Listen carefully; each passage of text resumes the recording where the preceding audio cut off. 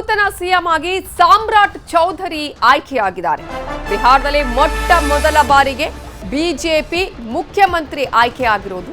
BJP ಶಾಸಕಾಂಗ ಪಕ್ಷದ ಸಭೆಯಲ್ಲಿ ಒಕ್ಕೊರಲ ಆಯ್ಕೆ ನಡೆದಿದೆ. ಮೊಟ್ಟ ಮೊದಲ ಬಾರಿಗೆ ಇದೀಗ ಬಿಜೆಪಿ ಮುಖ್ಯಮಂತ್ರಿಯ ಆಯ್ಕೆ ಆಗಿದೆ. ನಾಳೆ ಮುಖ್ಯಮಂತ್ರಿಯಾಗಿ ಸಾಮ್ರಾಟ್ ಚೌಧರಿ ಪ್ರಮಾಣ ವಚನವನ್ನ ಸ್ವೀಕರಿಸಲಿದ್ದಾರೆ.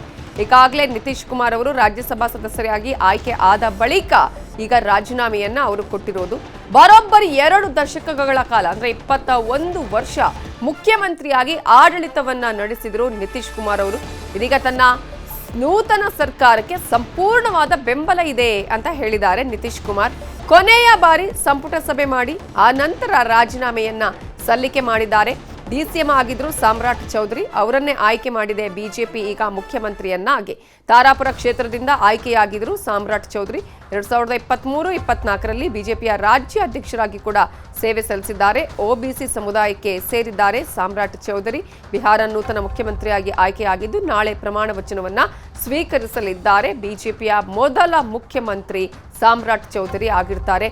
ಈಗಾಗಲೇ ಬಿಜೆಪಿ ರಾಜ್ಯ ಅಧ್ಯಕ್ಷರಾಗಿಯೂ ಸೇವೆ ಸಲ್ಲಿಸಿರುವಂತಹ ಸಾಮ್ರಾಟ್ ಚೌಧರಿ ಅವರು ಈಗ ಮುಖ್ಯಮಂತ್ರಿಯಾಗಿ ಸೇವೆಯನ್ನ ಸಲ್ಲಿಸಲಿದ್ದಾರೆ. ಬಿಜೆಪಿಯ ಮುಖ್ಯಮಂತ್ರಿಯಾಗಿ, ಅದರಲ್ಲಿ ಬಿಹಾರದ ನೂತನ ಮುಖ್ಯಮಂತ್ರಿಯಾಗಿ ನಾಳೆ ಪ್ರಮಾಣ ವಚನವನ್ನ ಸ್ವೀಕರಿಸಲಿದ್ದಾರೆ. ಬರೋಬ್ಬರಿ 21 ವರ್ಷಗಳ ಕಾಲ ಬಿಹಾರದಲ್ಲಿ ಆಡಳಿತವನ್ನ ನಡೆಸಿದ್ದು ನಿತೀಶ್ ಕುಮಾರ್ ಅವರು ರಾಜ್ಯಸಭೆಗೆ ಆಯ್ಕೆಯಾಗಿರುವಂತಹ ಹಿನ್ನೆಲೆಯಲ್ಲಿ ಇದೀಗ ಇವತ್ತು ಅವರು ವಿಸರ್ಜನೆಯನ್ನ ಕೂಡ ಮಾಡಿದ್ದಾರೆ.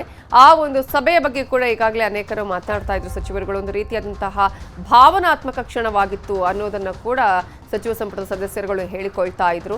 ಈಗಾಗಲೇ ಅವರು ರಾಜೀನಾಮೆಯನ್ನ ರಾಜ್ಯಪಾಲರಿಗೆ ಕೂಡ ಸಲ್ಲಿಕೆ ಮಾಡಿದ್ದಾರೆ ನಿತೀಶ್ ಕುಮಾರ್. ಬಿಜೆಪಿ ಕೂಡ ಇದೀಗ ನೂತನ ಮುಖ್ಯಮಂತ್ರಿಯನ್ನ ಆಯ್ಕೆ ಮಾಡಿದೆ. ನೂತನ ಸರ್ಕಾರಕ್ಕೆ ಸಂಪೂರ್ಣವಾದಂತಹ ಬೆಂಬಲ ಇದೆ ಅನ್ನೋದನ್ನು ಕೂಡ ನಿತೀಶ್ ಕುಮಾರ್ ಅವರು ಹೇಳಿದ್ದಾರೆ. ಈ ಮೂಲಕ ಇದೀಗ 21 ವರ್ಷಗಳ ಕಾಲ ತಾನು ಏನು ಆಡಳಿತವನ್ನ ಮಾಡಿದ್ದೆ, ಮುಖ್ಯಮಂತ್ರಿಯಾಗಿ ತಾನು ಅಧಿಕಾರವನ್ನ ನಡೆಸಿದ್ದೆ, ಅದಕ್ಕೆ ಇದೀಗ ಫುಲ್ ಸ್ಟಾಪ್ ಇಟ್ಟು ಬಿಹಾರದ ಮುಖ್ಯಮಂತ್ರಿಯಾಗಿದ್ದ ನಿತೀಶ್ ಕುಮಾರ್ ಅವರು ರಾಜ್ಯಸಭೆಗೆ ಆಯ್ಕೆಯಾದಂತಹ ಹಿನ್ನೆಲೆಯಲ್ಲಿ ರಾಜೀನಾಮೆಯನ್ನ ಸಲ್ಲಿಕೆ ಮಾಡಿದ್ದಾರೆ.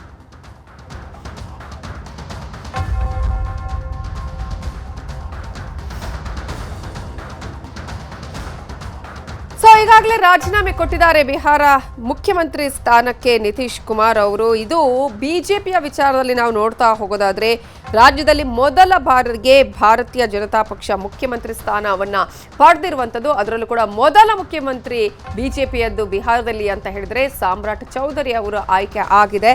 ಈಗಾಗಲೇ ಶಾಸಕಾಂಗ ಪಕ್ಷದಲ್ಲಿ ಅಂದ್ರೆ ಆ ಒಂದು ಸಭೆಯನ್ನ ಕೂಡ ಅಲ್ಲಿ ಮಾಡುವಂತಹ ಸಂದರ್ಭದಲ್ಲಿ ಈ ನಿರ್ಧಾರವನ್ನು ತೆಗೆದುಕೊಳ್ಳಲಾಗಿದೆ. ರಾಜ್ಯಪಾಲರನ್ನ ಭೇಟಿಯಾಗಿದ್ದಾರೆ ಸಾಮ್ರಾಟ್ ಚೌಧರಿ ಅವರು ಕೂಡ ಈಗಾಗಲೇ ಭೇಟಿಯಾಗಿ ನಾಳೆ ಪ್ರಮಾಣ ವಚನವನ್ನ ಸ್ವೀಕರಿಸುವಂತಹ ಒಂದು ಹಿನ್ನೆಲೆಯಲ್ಲಿ ಕೂಡ ಈಗಾಗಲೇ ಪರ್ಮಿಷನ್ ಅನ್ನ ತೆಗೆದುಕೊಂಡಿರೋದು. ನಿತೀಶ್ ಕುಮಾರ್ ಕೂಡ ಅಲ್ಲಿ ಇರುವಂತದ್ದು, ಜೊತೆಗೆ ಅವರು ರಾಜೀನಾಮೆಯನ್ನು ಕೊಟ್ಟಿರೋದು. ನಿತೀಶ್ ಕುಮಾರ್ ಅವರು ರಾಜ್ಯಪಾಲರಿಗೆ ತನ್ನ ರಾಜೀನಾಮೆ ಪತ್ರವನ್ನ ನೀಡಿರೋದು. ಇವೆಲ್ಲದರ ಬೆಳವಣಿಗೆಗಳನ್ನ ಕೂಡ ನಾವು ನಿಮಗೆ ತೋರಿಸ್ತಾ ಇದ್ದೀವಿ.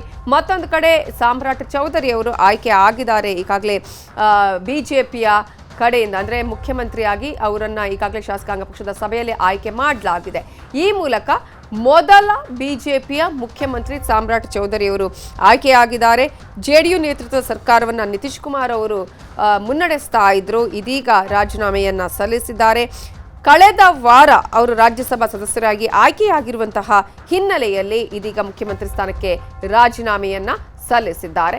ಡಿಸಿಎಂ ಆಗಿದ್ರು ಸಾಮ್ರಾಟ್ ಚೌಧರಿ ಅವರು. ನಿತೀಶ್ ಕುಮಾರ್ ಅವರ ಸರ್ಕಾರದಲ್ಲೇ ಇದೀಗ ಅವರನ್ನೇ ಮುಖ್ಯಮಂತ್ರಿಯನ್ನಾಗಿ ಆಯ್ಕೆ ಮಾಡಿದೆ ಬಿಜೆಪಿ. ಶಾಸಕಾಂಗ ಪಕ್ಷದ ಸಭೆಯಲ್ಲಿ ಈ ನಿರ್ಧಾರವನ್ನ ತೆಗೆದುಕೊಳ್ಳಲಾಗಿದೆ. 243 ಸದಸ್ಯ ಬಲದ ಬಿಹಾರ ವಿಧಾನಸಭೆಯಲ್ಲಿ 89 ಶಾಸಕರನ್ನ ಬಿಜೆಪಿ ಹೊಂದಿದ್ದು ಬಿಜೆಪಿ ಏಕೈಕ ಅತಿ ದೊಡ್ಡ ಪಕ್ಷವೂ ಆಗಿದೆ.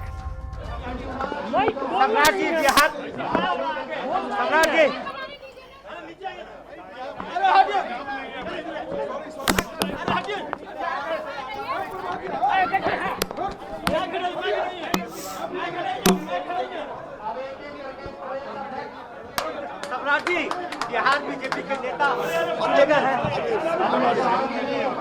सम्राट जी सम्राट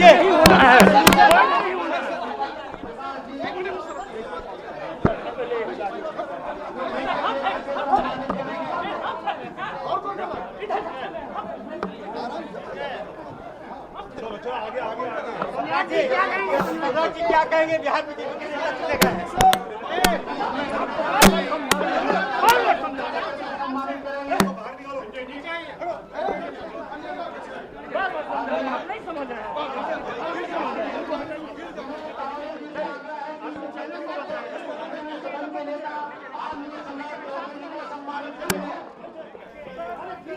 ಇದೇ ವಿಚಾರಕ್ಕೆ ಸಂಬಂಧಪಟ್ಟ ಹಾಗೆ ಇನ್ನಷ್ಟು ಡೀಟೇಲ್ಸ್ ಅನ್ನ ಕೊಡೋದಕ್ಕೆ ನ್ಯೂಸ್ ಡೆಸ್ಕ್ ನಿಂದ ಮಂಜುನಾಥ್ ಈಗ ನೇರ ಸಂಪರ್ಕದಲ್ಲಿ ಜಾಯ್ನ್ ಆಗಿದ್ದಾರೆ. ಮಂಜುನಾಥ್, ಈಗಾಗಲೇ ಅತಿ ಸುದೀರ್ಘವಾದಂತಹ ಮುಖ್ಯಮಂತ್ರಿ ಸ್ಥಾನವನ್ನ ಆಡಳಿತವನ್ನ ಮಾಡುವಂತಹ ನಿತೀಶ್ ಕುಮಾರ್ ಅವರು ಇದೀಗ ರಾಜ್ಯಸಭೆಗೆ ಆಯ್ಕೆಯಾದಂತಹ ಹಿನ್ನೆಲೆಯಲ್ಲಿ ರಾಜೀನಾಮೆ ಕೊಟ್ಟಿದ್ದಾರೆ.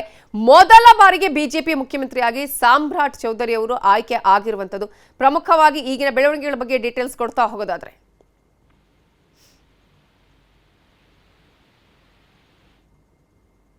ವಿಧಾನಸಭೆ ಚುನಾವಣೆ ಆದಾಗ್ಲೇನೆ ಕಾಂಗ್ರೆಸ್ ಮತ್ತು ಆರ್ಜೆಡಿನ ಒಂದು ಭವಿಷ್ಯವನ್ನ ನುಡಿದಿದ್ರು. ನಿತೀಶ್ ಕುಮಾರ್ ಅವರು ಹೆಚ್ಚು ದಿನ ಮುಖ್ಯಮಂತ್ರಿ ಸ್ಥಾನದಲ್ಲಿರಲ್ಲ, ಅದು ಬಿಜೆಪಿಗೆ ಬಂದೇ ಬರುತ್ತೆ, ಬಿಜೆಪಿಯಿಂದನೇ ಮುಖ್ಯಮಂತ್ರಿ ಆಗ್ತಾರೆ ಅಂತ ಹೇಳ್ತಾ ಇದ್ರು. ಸೊ ಈಗ ಆ ಭವಿಷ್ಯ ಕಾಂಗ್ರೆಸ್ ವಿರೋಧ ಪಕ್ಷಗಳು ನೋಡಿದಂತ ಭವಿಷ್ಯ ಈಗ ನಿಜ ಆಗಿರುವಂತದ್ದು. ಬಿಹಾರದ ಮುಖ್ಯಮಂತ್ರಿ ಆಗಿದ್ದಂತಹ ನಿತೀಶ್ ಕುಮಾರ್ ಅವರು ಏನಿದ್ದಾರೆ, ಅವರು ಈಗ ರಾಜ್ಯಸಭೆಗೆ ಅಧಿಕೃತವಾಗಿ ಆಯ್ಕೆ ಆಗಿರೋದ್ರಿಂದ ಇವತ್ತು ಅವರು ಒಂದು ಕೊನೆಯ ಸಚಿವ ಸಂಪುಟ ಸಭೆಯನ್ನ ನಡೆಸಿ ತಮ್ಮೆಲ್ಲಾ ಸಚಿವರಿಗೂ ಮತ್ತು ಅವರ ಶಾಸಕರಿಗಳಿಗೂ ಕೂಡ ಒಂದು ವಿದಾಯವನ್ನ ಹೇಳಿ ಹೊರಟ್ರು. ಇದಾದ ಕೆಲವೇ ನಿಮಿಷಗಳಲ್ಲಿ ಬಿಜೆಪಿಯಿಂದ ಈಗ ಅಧಿಕೃತವಾಗಿ ಸಾಮ್ರಾಟ್ ಚೌಧರಿಯರನ್ನ ಬಿಹಾರದ ಮುಖ್ಯಮಂತ್ರಿ ಅಭ್ಯರ್ಥಿಯಾಗಿ ಅಧಿಕೃತವಾಗಿ ಆಯ್ಕೆ ಮಾಡಲಾಗಿದೆ ಅಂತ ಇವಾಗ ಅವರು ನಾಳೆನೆ ಅವರ ಪ್ರಮಾಣ ವಚನ ಕೂಡ ನಡೆಯುತ್ತೆ. ಸದ್ಯಕ್ಕೆ ನೋಡೋದಾದ್ರೆ ಸಾಮ್ರಾಟ್ ಚೌಧರಿ ಅವರು ಒಂದು ಬಿಹಾರದಲ್ಲಿ ಒಂದು ಕುಶ್ವಾ ಸಮುದಾಯ ಏನಿದೆ ಆ ಸಮುದಾಯದ ಒಬ್ಬ ಪ್ರಬಲ ನಾಯಕರಾಗಿದ್ದಂತವ್ರು. 2025ರಲ್ಲಿ ನಡೆದಂತ ಚುನಾವಣೆಯಲ್ಲಿ ಅವರು ತಾರಾಪುರ ವಿಧಾನಸಭಾ ಕ್ಷೇತ್ರದಿಂದ ಗೆದ್ದು ಶಾಸಕರಾಗಿದ್ದಂತವ್ರು. ಜೊತೆಗೆ ಬಿಜೆಪಿಯ ಉಪಾಧ್ಯಕ್ಷರಾಗಿ ಅವರು ಸಾಕಷ್ಟು ಅಲ್ಲಿ ಕೆಲಸವನ್ನು ಕೂಡ ಮಾಡಿದ್ರು. ಎಲ್ಲಕ್ಕಿಂತ ಹೆಚ್ಚಾಗಿ ಇವರು ಸಾಮ್ರಾಟ್ ಚೌಧರಿಯರು ಈ ಮೊದಲು ಬಿಜೆಪಿಗೆ ಬರೋದಕ್ಕೂ ಮೊದಲು ಆರ್ಜೆಡಿಯಲ್ಲಿ ತಮ್ಮ ರಾಜಕೀಯವನ್ನ ಶುರು ಮಾಡಿದಂತವ್ರು. ಅದಾದ ನಂತರ ರಾಜಕೀಯ ಬದಲಾವಣೆಗಳಾದ್ಮೇಲೆ ಸಾಮ್ರಾಟ್ ಚೌಧರಿಯವರು ಬಿಜೆಪಿಗೆ ಬರ್ತಾರೆ. ಬಿಜೆಪಿಯ ಅಧ್ಯಕ್ಷ ಸ್ಥಾನವನ್ನ ಅಲಂಕರಿಸಿ ಅಲ್ಲಿ ಬಿಜೆಪಿಗೆ ಒಂದು ನೆಲೆಯನ್ನ ಹುಡುಕುವಂತ ಒಂದು ಕೆಲಸಗಳನ್ನ ಮಾಡಿ ಅಲ್ಲಿ ಬಿಹಾರದಲ್ಲಿ ಬಿಜೆಪಿಗೆ ಒಂದು ಭದ್ರ ಬುನಾದಿಯನ್ನ ಹಾಕೊಟ್ಟಂತವ್ರು. ಸೊ ಹೀಗಾಗಿ ಕಳೆದ ಬಾರಿ ಏನು Nitish Kumar. Okay, thank you Manjunath ಡೀಟೇಲ್ಸ್ಗೆ.